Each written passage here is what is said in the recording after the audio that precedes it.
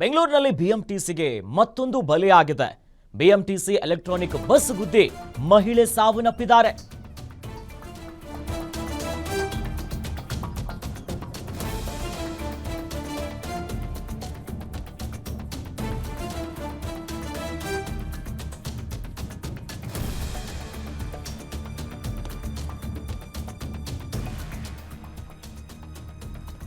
ಬೆಂಗಳೂರಿನಲ್ಲಿ ಬಿಎಂಟಿಸಿಗೆ ಮತ್ತೊಂದು ಬಲಿಯಾಗಿದೆ.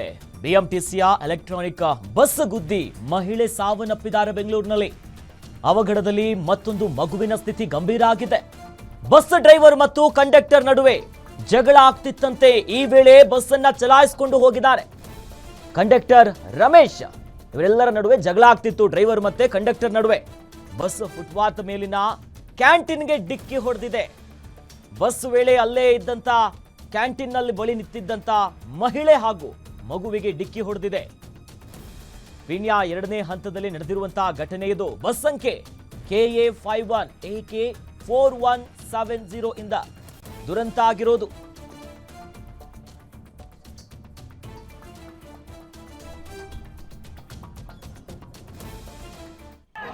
ದೃಶ್ಯದಲ್ಲಿ ಗಮನಿಸ್ತಾ ಇದ್ದೀವಿ ನೋಡಿ, ಪೀಣ್ಯದಲ್ಲಾಗಿರುವಂತಹ ಘಟನೆ ಇದು.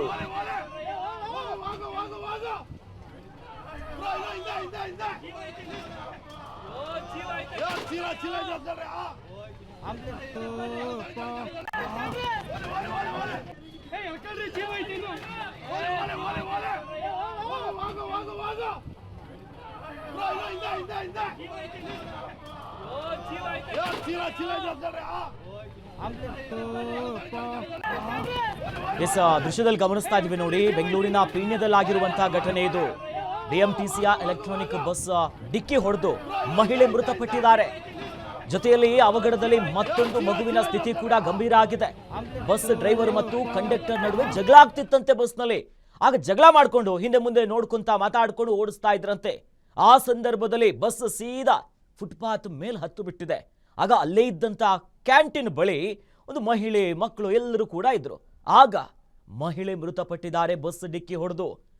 ದೃಶ್ಯದಲ್ಲಿ ನೋಡ್ತಾ ಇದ್ದೀವಿ ನೋಡಿ, ಇದೇ ಬಸ್ ನೋಡಿ ಈಗ ಬೆಂಗಳೂರಿನರ ಎಲ್ಲರ ಪಾಲಿನ ಜೀವನಾಡಿ ಆಗಿತ್ತು ಬಿಎಂಟಿಸಿ. ಆದರೆ ಈಗ ಜೀವವನ್ನ ತೆಗೆದುಕೊಂಡಿದೆ.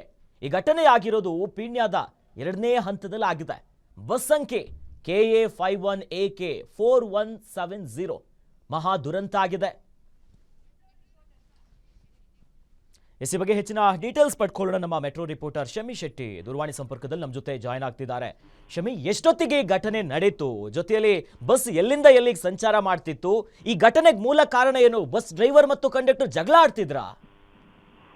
ಅಖಿಲೇಶ್, ಇದು ಸುಮಾರು ಬೆಳಗ್ಗೆ 8:30 ಸಮಯದಲ್ಲಿ ಆದಂತಹ ಘಟನೆ ಇದು ಪೀಣ್ಯದಲ್ಲಿ.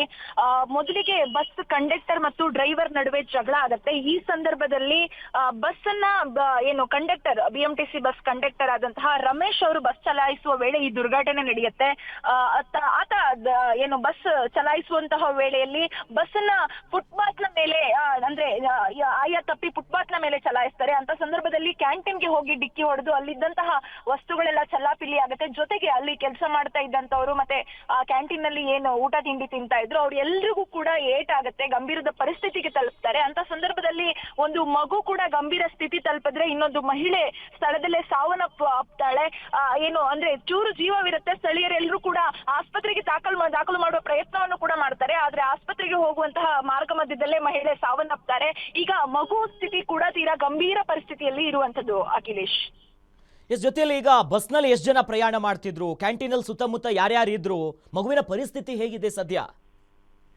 ಅಂದ್ರೆ ಕ್ಯಾಂಟೀನ್ ನಲ್ಲಿ ಒಂದಿಷ್ಟು ಜನ ತಿಂಡಿ ತಿನಿಸುಗಳನ್ನ ಅಂದ್ರೆ ತಿಂತಾ ಇದ್ರು, ಇನ್ನೊಂದಿಷ್ಟು ಆದ್ರೆ 3-4 ಜನ ಕೆಲಸ ಮಾಡ್ತಾ ಇದ್ರು.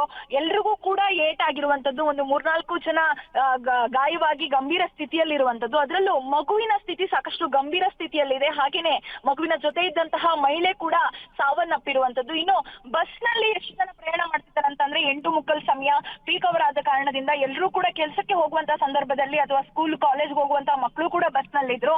ಆದ್ರೆ ಸದ್ಯ ವಿಧಿವಶವಾಗಿ ಯಾವುದೇ ರೀತಿಯಂತ ಬಸ್ ನಲ್ಲಿರುವಂತವರಿಗೆ ಯಾವುದೇ ರೀತಿಯಾದಂತಹ ಏಟ್ ಆಗಿಲ್ಲ.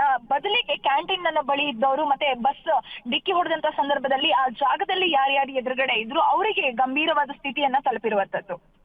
ಜೊತೆಲಿ ಆ ಮಹಿಳೆಯ ಮಗುನ ಅದು ಈಗ ಯಾರು ಮೃತಪಟ್ಟಿದಾರಲ್ಲ ಅವ್ರದೇ ಮಗುಗೆ ಇವಾಗ ಗಂಭೀರವಾಗಿರುವಂತಾಗಿರೋದು. ಮತ್ತಲ್ಲಿ ಏನ್ ಕ್ರಮ ತೆಗೆದುಕೊಳ್ಳಲಾಗಿದೆ ಡ್ರೈವರ್ ಮತ್ತು ಕಂಡಕ್ಟರ್ ಮೇಲೆ? ಅಧಿಕಾರಿಗಳೇನಾದ್ರೂ ಸ್ಥಳಕ್ಕೆ ಭೇಟಿ ಕೊಟ್ಟು ಪರಿಶೀಲನೆ ನಡೆಸ್ತಿದ್ದಾರಾ ಏನು?